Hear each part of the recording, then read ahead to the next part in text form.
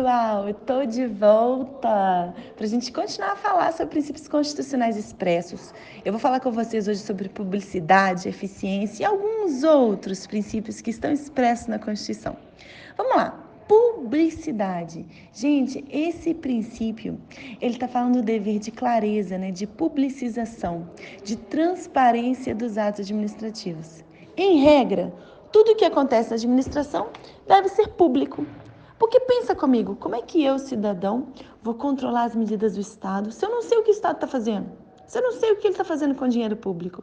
Tudo precisa ser publicizado, tudo precisa ser transparente. Então, a publicidade é uma forma de exteriorizar a vontade da administração. E esse é um requisito de eficácia do ato administrativo. Olha a palavra eficácia. Gente, o ato administrativo só produz efeitos na medida que ele se torna público, que ele se torna conhecido. Ele pode, então, produzir efeitos porque ele se tornou conhecido. E essa publicidade vai tornar exigível o conteúdo daquela medida administrativa. Além disso, gente, como eu falei com vocês, a transparência das medidas editadas pela administração, né, garante que nós possamos controlar os atos da administração.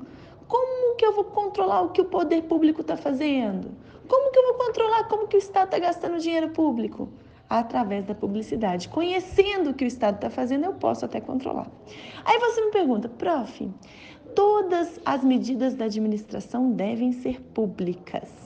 Não existe exceção, não, prof? Algumas medidas não vão ser mantidas em sigilo?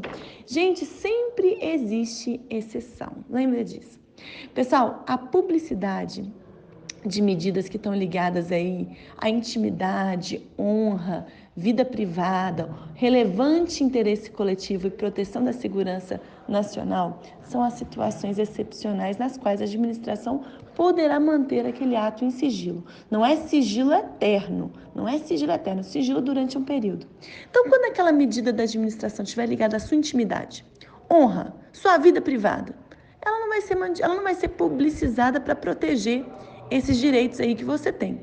Além disso, quando a medida estiver ligada a um relevante interesse coletivo e proteção da segurança nacional, quando for algo com esse caráter, ela também pode ser mantida em sigilo durante um período, é claro, não há sigilo absoluto, como eu falei com vocês.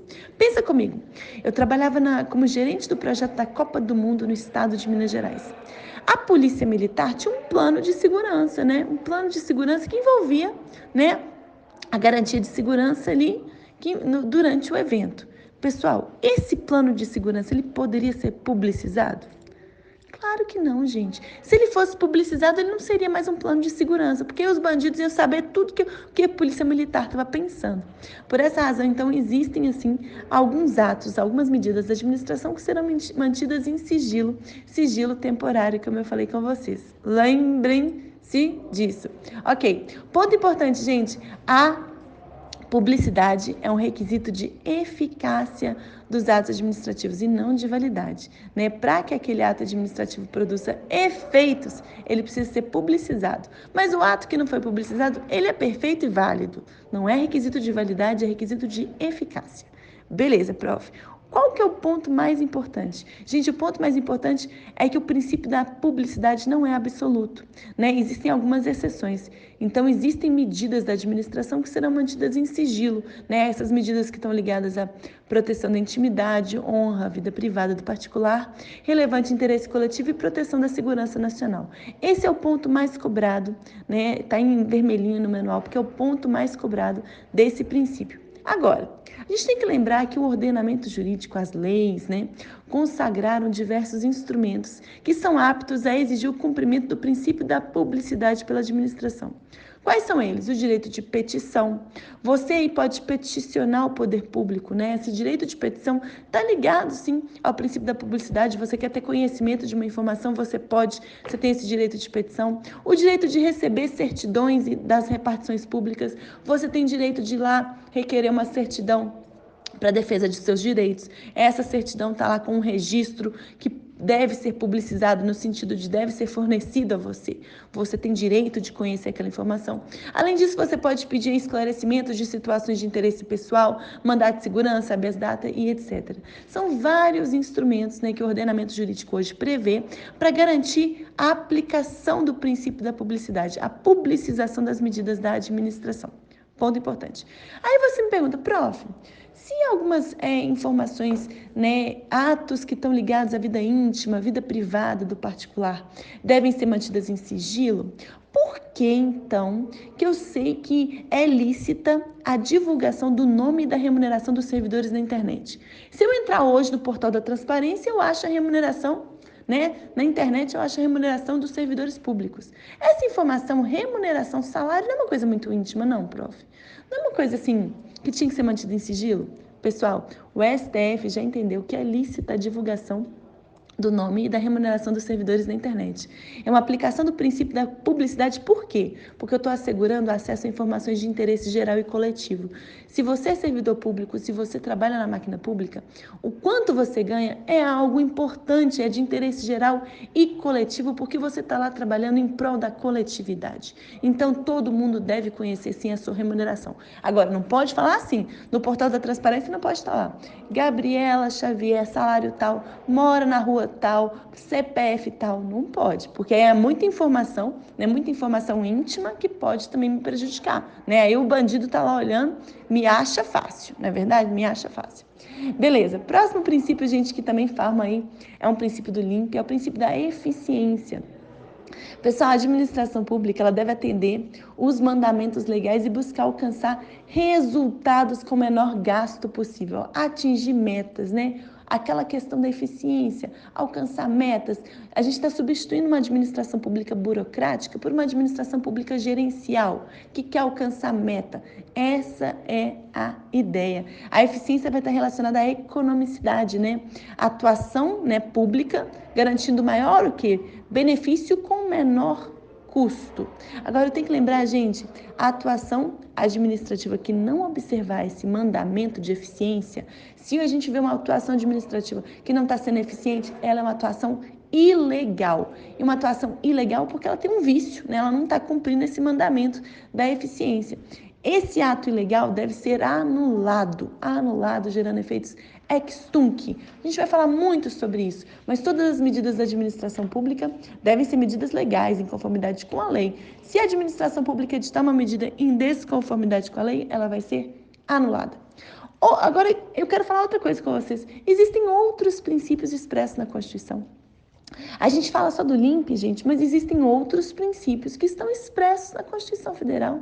Por exemplo, o princípio da participação, né? O princípio que está lá no artigo 3º, artigo 37, parágrafo 3º da Constituição.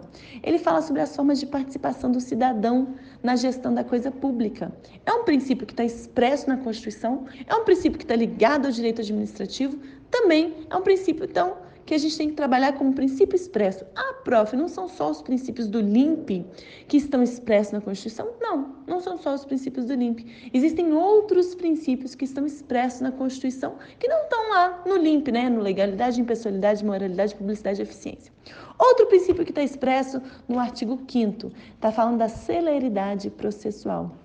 Esse princípio, gente, ele assegura a todos os processos, né, judicial ou administrativo, a razoável duração, garantindo uma celeridade. Quando eu falo todos os processos, né, judicial e administrativo, nós temos, gente, tanto processos que correm no âmbito judicial, né, no poder judiciário, ou processo administrativo, aquele processo que corre na administração pública. Esses processos devem ser o quê? Devem decidir uma questão garantindo uma rapidez na tramitação. Ele não pode ficar lá eternamente, não, tem que ser rápido. Ok. Próximo princípio que também está expresso na Constituição.